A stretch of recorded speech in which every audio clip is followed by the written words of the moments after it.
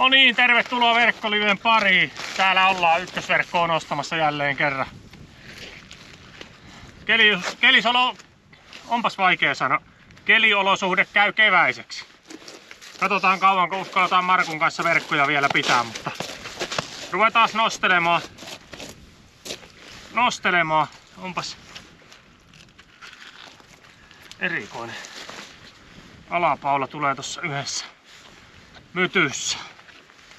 Miksi se noin tulee? Ei siellä kalaa tainnut. Kyllä tää tästä. Joo, ainakin tää viikko nyt vielä pidetään verkkoja. 40 senttiä oli tossa teräsjäätä, kun just äsken katsottiin. Mites täällä on näitä tän tyyppisiä juttuja? Niin sanottua judanssihommia. Pidäs vähän tosta, mä yritän saada tuon. Mistä se on?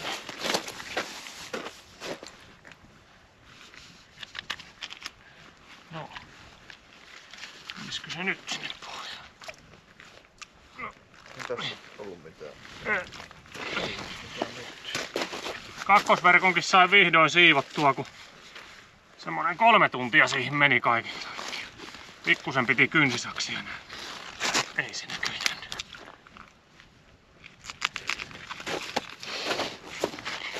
Onpas nyt. Pikkusen kerrallaan se lähtee sitä.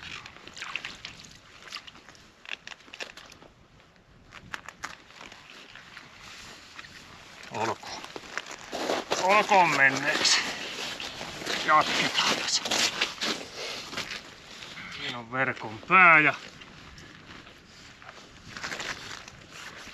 oi. Katellaan se alapaula.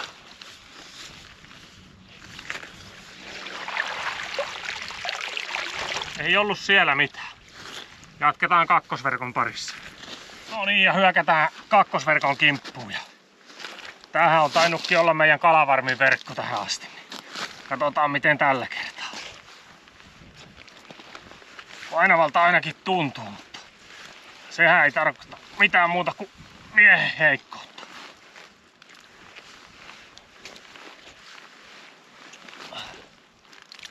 Olisiko siellä joku, sen verran tuntuu tuo liina painavalta.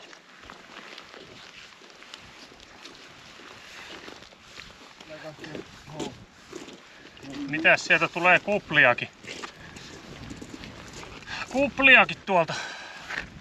Jaha, jännitellään sitten se alapaula.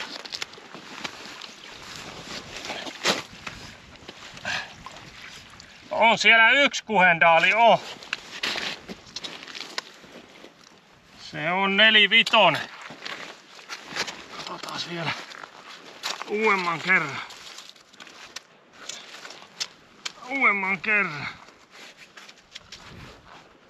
No 4-4 se on.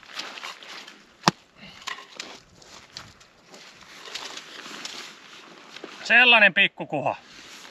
Katsotaan oikein tarkka, kun mä... No on se 4-vitonen, kun oikein hiuksia halot. Sellainen pikkukala. Oho, meinas lähtee takaisin. Katsotaan vielä, oliko siellä muita yllätyksiä.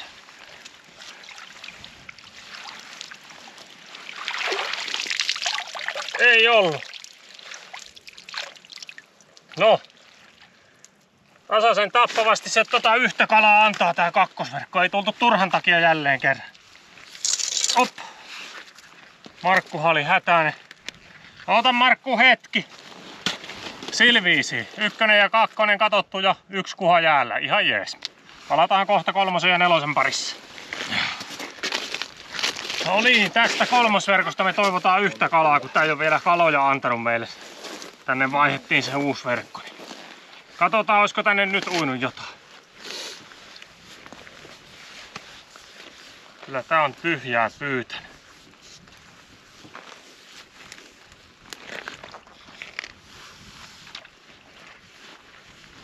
No, kohtahan se nähdään.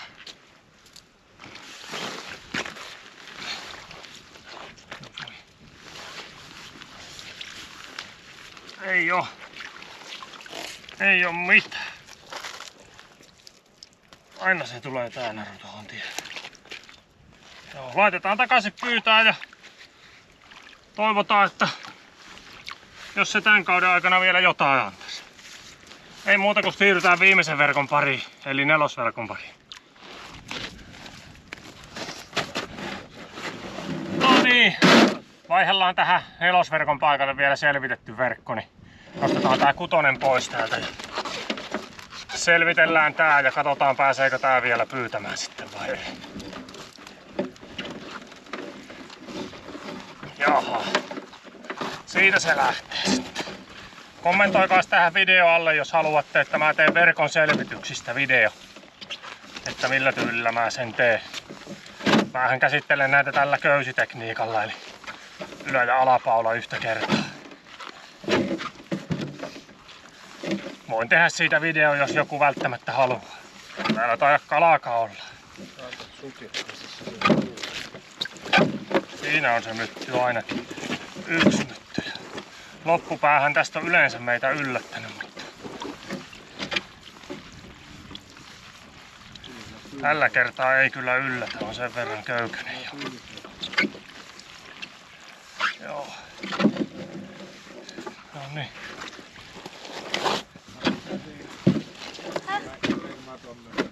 Joo, siinä oli verkkolive tällä kertaa. Yksi kuha, 45 senttinen nippanappa. Ei jääty tyhjin käsin kuitenkaan.